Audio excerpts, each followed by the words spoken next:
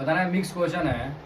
कौन से संविधान संशोधन के तहत राष्ट्रपति को यह शक्ति दी गई कि वह किसी भी मामले को मंत्रिपरिषद के पास पुनर्विचार के लिए वापस भेज सकता है? 44वां। ठीक है, 44वां संविधान संशोधन हो जाएगा।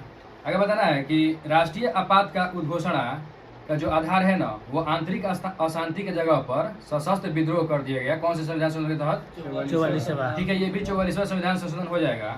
बताना है कि संपत्ति का अधिकार को कानूनी अधिकार बना दिया गया था, मौलिक अधिकार से हटा के। तो 51वां संविधान संशोधन से ये भी 44वां संविधान। ठीक है, ये भी 44वां संविधान संशोधन हो जाएगा। आगे बताना है कि जो लोकसभा का कार्यकाल था 6 साल से 5 साल कर दिया गया, किस संविधान संशोधन से? 44वां। ठीक है, ये भी 44वां संविधान संशोधन हो जाएगा। बताना है कि मानव विकास सूचकांक, जिसको HDI बोला जाता है, तो इसका विकास किस अर्थशास्त्री ने किया था? ये पाकिस्तान के थे। मकबूल हक। ठीक है, मकबूल उल हक ने किए थे। बताना है कि मानव विकास जो सूचकांक है ना, किस संस्था के द्वारा जारी किया जाता है? UNDP। ठीक है, UNDP के द्वारा जारी किया जाता है। बताना है कि लैंगिक असमानता सूचकांक कौन सी संस्था जारी करती है? UNDP। हाँ, UNDP जारी करता है। इसको GII बोला जाता है, ग्लोबल इनइक्वालिटी इंडेक्स। बताना है कि UNDP का स्थापना कब हुआ है? ठीक है, 1965 में हुआ है। बताना है कि वर्तमान समय में राष्ट्रीय आय की गणना कौन सी संस्था करती है? वर्तमान में CSO। NSO करता है। NSO। बताना है कि NSO का जो गठन है ना, तो किन दो संस्था को मर्ज करके बनाया गया है? CSO NSSO। ठीक है, CSO और NSSO को मर्ज करके 2019 में मर्ज करके NSO को बनाया गया था, जो कि वर्तमान समय में राष्ट्रीय आय की गणना करता है।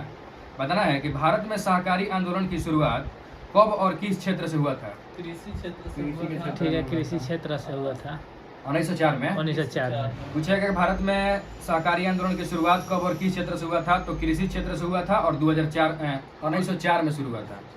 आगे बताना है कि सहकारी समितियों का बढ़ावा देने सहकारी समितियों को बढ़ावा देने का कार्य कौन सा आर्टिकल करता है?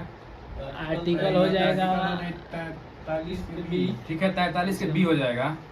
बताना है कि सहकारी समिति जो है ना, वो संविधान में कौन से संविधान संशोधन के तहत जोड़ा गया था? 97 2011। ठीक है, 97वां संविधान संशोधन 2011 हो जाएगा। बताना है खुदाई एक खिदमतगार पार्टी की स्थापना खान अब्दुल गफ्फार खान ने कब किया था? 1929। ठीक है, 1929 हो जाएगा। तो बताना है कि प्रथम विदेशी का नाम बताना है जिन्हें भारत रत्न मिला है। यही खान अब्दुल गफ्फार खान। ठीक है, खान अब्दुल गफ्फार खान हो जाएगा। कब मिला था? 1987। ठीक है, 1987 में मिला था।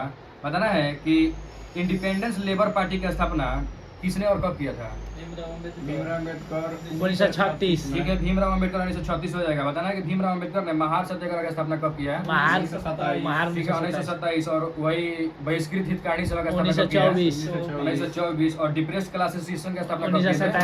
1930 में। ठीक है, बताना है कि भारत का प्रथम उपग्रह कौन था और किस देश के द्वारा उसको लॉन्च किया गया था? आर्यभट्ट, रूस के सहयोग से। ठीक है, ये भारत का प्रथम उपग्रह आर्यभट्ट था और रूस के द्वारा 1975 में इसको लॉन्च किया गया था। बताना है कि रैयतवाड़ी व्यवस्था कब और किसके द्वारा लगाया गया था और किस जिला में? रैयतवाड़ी व्यवस्था 1793 में। और महार। ठीक है, बहरामपुर जिला था ये, बहराम। और 1792 में रीड के द्वारा लगाया गया था सर्वप्रथम। क्वेश्चन पूछेगा रैयतवाड़ी व्यवस्था किस जिला में? तो बहरामपुर जिला में 1792 में पहली बार और कर्नल रीड के द्वारा लगाया गया था।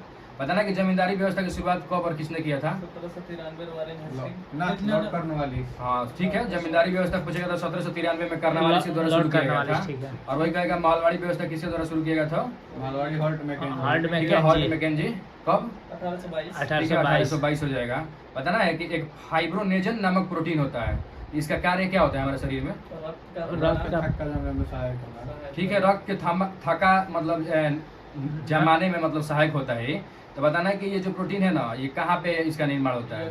यकृत में। ठीक है, यकृत में होता है। बताना है कि प्रयोगशाला में रक्त और मूत्र की जांच के लिए किस विधि का प्रयोग किया जाता है? अपकेंद्रीय विधि। ठीक है, अपकेंद्रीय विधि हो जाएगा। प्रयोगशाला में रक्त और मूत्र की जांच के लिए किस विधि का प्रयोग किया जाता है? तो अपकेंद्रीय विधि हो जाएगा। बताना है कि क्वेश्चन है कि पदार्थ की जो अवस्था होता है ना, ठोस, द्रव और गैस, तो ये जो ठोस से गैस में बदलना है या गैस से द्रव में बदलना है, तो किसके दो मान में परिवर्तन करके बदला जा सकता है? ताप और दाब। ठीक है, ताप और दाब में परिवर्तन करके बदला जा सकता है इन तीनों अवस्था को एक दूसरे में। आगे बताना है कि किसने कहा था कि यदि रजिया स्त्री न होती तो उसका नाम भारत के महान शासकों में लिया जाता? ठीक है एल्फिंस्टन। ठीक है, एल्फिंस्टन का कथन है, एल्फिस्टन। एल्फिंस्टन का कथन है कि कहा था ना कि रजिया अगर स्त्री ना होती तो उसका नाम भारत के महान शासकों में लिया जाता। आगे बताना है कि कौन सा सल्तनत शासक है ना, कौन सा सल्तनत शासक है जिसने जिले इलाही की उपाधि धारण किया था। बलवान। बलवान। ठीक है, बलबन। जिले इलाही का मतलब होता है ईश्वर की छाया, तो ये बलबन के द्वारा धारण किया गया था। बताना है कि सल्तनत काल का कौन सा शासक है ना जो खुद को खलीफा घोषित किया था। मुबारक से खिलजी। मुबारक ठीक है, शाह मुबारक खिलजी। शाह खिलजी हो जाएगा। आगे बताना है कि सियाही में उपस्थित विभिन्न रंगों के रंजकों को पृथक करने के लिए किस तकनीक का प्रयोग किया जाता है। क्रोमैटोग्राफी। ठीक है, क्रोमैटोग्राफी हो जाएगा। बताना है कि अलाउद्दीन खिलजी के द्वारा प्रथम अभियान किसके विरुद्ध किया गया था। गुजरात के विरोध। ठीक है, गुजरात का अभियान सबसे पहले किया था 1298 से 1299 के आसपास। और रणथंभौर का अभियान कब किया था। 1301, ठीक है, 1301। और चित्तौड़ का 1303। ठीक है 1303 हो जाएगा। पहले गुजरात किया था, फिर रणथंभौर किया था, फिर चित्तौड़ किया था। तो बताना कि जब ये चित्तौड़ पर अभियान कर रहा था तो उस समय चित्तौड़ का शासक कौन था। रतन सिंह। ठीक है, राणा रतन सिंह थे। बताना है कि अलाउद्दीन ने जजिया और खराज और घड़ी कर और चोरी कर ये मुसलमानों पर लगाया था या गैर मुसलमान पर लगाया था। गैर मुसलमान पे। ठीक है, गैर मुसलमानों पर लगाया था जजिया, खराज, घड़ी कर और चोरी कर। अगर बताना है कि दीवान ए मुस्तखराज एक विभाग है, तो ये जो दीवान ए मुस्तखराज विभाग है किस विभाग से संबंधित है। वित्त विभाग। वित्त विभाग। ठीक है, वित्त विभाग हो जाएगा। तो बताना कि ये जो दीवान ए मुस्तखराज विभाग है इसको कौन शासक शुरू किया था। अलाउद्दीन खिलजी। ठीक है, अलाउद्दीन खिलजी हो जाएगा। आगे बताना है कि बड़ी याद की लंबाई कितना होता है, मीटर में बताना है। मीटर में 2 से 3 मीटर होता है। 1.5 मीटर। लगभग 1.5 मीटर होता है, लगभग सही है। 1.5 और मीटर। छोटी याद की लंबाई कितना मीटर होता है। 7 मीटर। 6 से 7 मीटर। लगभग ठीक है, लगभग 6-7 मीटर होता है। बताना है कि आहार नाल के कौन से 2 भाग है ना जहाँ पे भोजन का कोई पाचन नहीं होता है। ग्रासनी एक और ग्रासनी हो बड़िया। जाएगी, एक ग्रास नदी। ठीक है, एक ग्रसनी होता है और एक बड़ियात होता है जहाँ पे भोजन का कोई पाचन नहीं होता है। आगे बताना है कि आहार नल का कौन सा एक भाग है ना जहाँ पे सांस और भोजन दोनों का मार्ग प्रदान करता है वो। एपिग्लोटिक्स। ना ग्रासनी। ग्रसनी होता है, ग्रसनी जो हो आहार नल जाएगा। का ग्रसनी होता है ना भोजन ना जाए दिला है। वो मात्र एक ऐसा स्थान है ग्रसनी ना जहाँ से सांस भी लिया जाता है और भोजन का भी मार्ग वही प्रदान करता है ग्रसनी। वो नहीं जब फजल तक हम कुछ किया लगेला। हाँ, आगे बताना है कि राधा स्वामी सत्संग की स्थापना कहाँ और किसने किया था। कल कि में आगरा में शिव दयाल साहब। ठीक है, आगरा में किए थे 1861 में शिव दयाल साहब। आगे बताना है कि सेवा सदन की स्थापना कब, कहाँ और किसने किया था। सेवा सदन महलवाड़ी, लाहौर में। मुंबई में। बाहर 1885 में सेवा सदन का स्थापना हुआ था बम्बई में और बहराम जी महलवाड़ी किए थे। आगे बताना है कि आत्मसम्मान आंदोलन कब और किसने शुरू किया था। नायकर हम। ठीक है, रामास्वामी नायकर। और ये कब शुरू किया था। 1917 हो जाएगा आत्मसम्मान आंदोलन। आगे बताना है कि देवबंद आंदोलन कब शुरू हुआ था। देवबंद 1889 में। ठीक है। देवबंद 66 में। ठीक है, 1866 हो जाएगा। और वो बोलेगा अहमदिया आंदोलन तो 1889 हो जाएगा। आगे बताना है कि प्रकाश संश्लेषण कैसी अभिक्रिया है, मतलब उसमें छेपी या उसमें शोषी। उसमें शोषी है। ठीक है, ये उसमें शोषी हो जाएगा, इंडोथर्मी। आगे बताना है कि जो प्रकाश संश्लेषण अभिक्रिया है ना वो रेडॉक्स अभिक्रिया है या नहीं है। रेडॉक्स अभिक्रिया है। हाँ ठीक है, क्योंकि इसमें उपचयन और अपचयन दोनों का क्रिया होता दोनों है। क्रिया होता है। तो बताना है ना कि जो इसमें उपचयन और अपचयन दोनों का क्रिया होता है ना, तो इसमें जो जल होता है तो उसका क्या होता है, उपचयन होता है कि अपचयन होता है। जल का अपचयन होता है। नहीं, जल का उपचयन होता है और CO2 का अपचयन होता है। बताना है कि यूरोप की सबसे बड़ी झील कौन सी है। टांगानिका। ठीक है, लडोगा झील है। लड़ोगा जी। हाँ, यूरोप की सबसे बड़ी झील कौन है, तो लडोगा झील हो जाएगा। बताना है कि अफ्रीका की सबसे बड़ी झील कौन है। ये हो जाएगा टांगानिका। ना ना नहीं, विक्टोरिया। ये विक्टोरिया हो जाएगा। विक्टोरिया। ठीक है, तो बताना है कि विक्टोरिया जो झील है ना वो किन 3 को देश से घिरा हुआ है, तो 3 देश का नाम बताना है। तंजानिया, यानी युगांडा। Uganda, Kenya.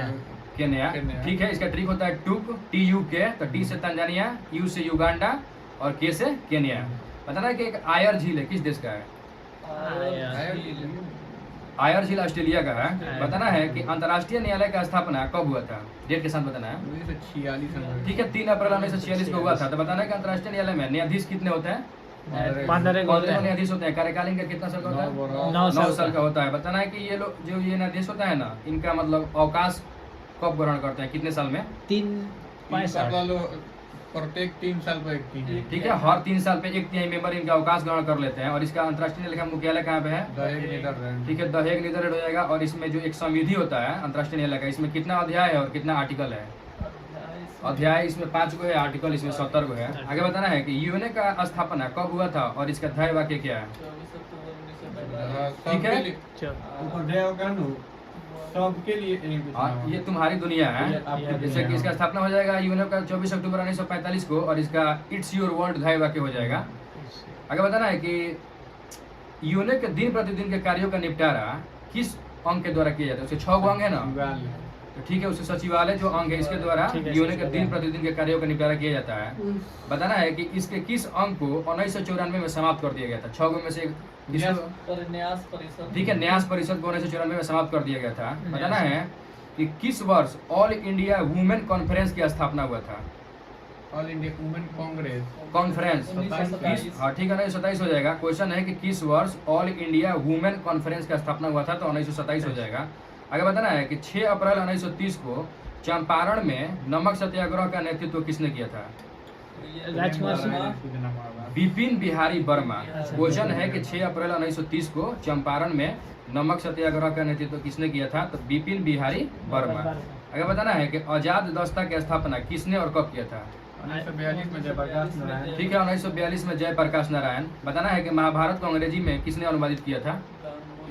कौन गांगुली? के.एम. हाँ। गांगुली। ठीक है, के.एम. गांगुली हो जाएंगे। बताना है कि षड्यंत्रकारी संगठन किस संगठन को कहा जाता है? आर्य समाज। आर्य समाज। ठीक है, आर्य समाज। बताना है कि वैलेंटाइन सिरोल ने किस व्यक्ति को भारतीय अशांति के जनक कहा बाल था? गंगाधर तिलक। ठीक है, बाल गंगाधर तिलक। और वही क्वेश्चन पूछेगा वैलेंटाइन सिरोल ने किस संस्था को अशांति के जनक कहा था? आर्य समाज। ठीक है, आर्य समाज हो जाएगा। आगे बताना है कि बस्तर आंदोलन में किसकी भूमिका प्रमुख थी? गुंडा। ठीक है, गुंडाधुर हो जाएगा। आगे बताना गुंडा। आगे बताना है कि भारतीय रसायन विज्ञान के जनक किसे कहा जाता है? प्रफुल्ल चंद्र रे। ठीक है, प्रफुल्ल चंद्र रे हो जाएगा। और वही रसायन विज्ञान के जनक कहेगा इसे तो एंटोनी लेवेजियर। एंटोनियो लेवेजियर हो जाएगा। बताना है कि सबसे पहले तत्व शब्द का प्रयोग कौन किया था? Robert Boyle. Robert Boyle. ठीक है, 1661 में किए थे सबसे पहले तत्व शब्द का प्रयोग। और वही क्वेश्चन पूछेगा कि सबसे पहले तत्व की परिभाषा किसने दिया था? तो लेवोजियर। ठीक है, लेवेजियर हो जाएगा। बताना है कि मोमबत्ती का जलना कौन सी अभिक्रिया है? रासायनिक रासायनिक या और भौतिक? रासायनिक और भौतिक दोनों है। हाँ, ये दोनों हो जाएगा। मोमबत्ती का जलना रासायनिक अभिक्रिया और भौतिक अभिक्रिया दोनों हो जाएगा। बताना है कि विभिन्न गैसों के पृथक्करण करने के लिए कौन सा विधि का प्रयोग किया जाता है? गैसों का पृथक्करण करेगा तो एक तरीके पहला प्रवाही आसमान। ठीक है, प्रभाजी आसन का प्रयोग किया जाता है। गैसों के पृथक्करण करने के लिए, अलग अलग करने के लिए किस विधि का प्रयोग किया जाता है? प्रभाजी। प्रभाजी आसन। और वही पूछेगा पेट्रोलियम को शुद्ध करने के लिए यही प्रवाही प्रवाही ये आसन भी हो प्रभाजी जाएगा। आसन हो जाएगा। बताना है कि सबसे कठोर तत्व कौन सा है?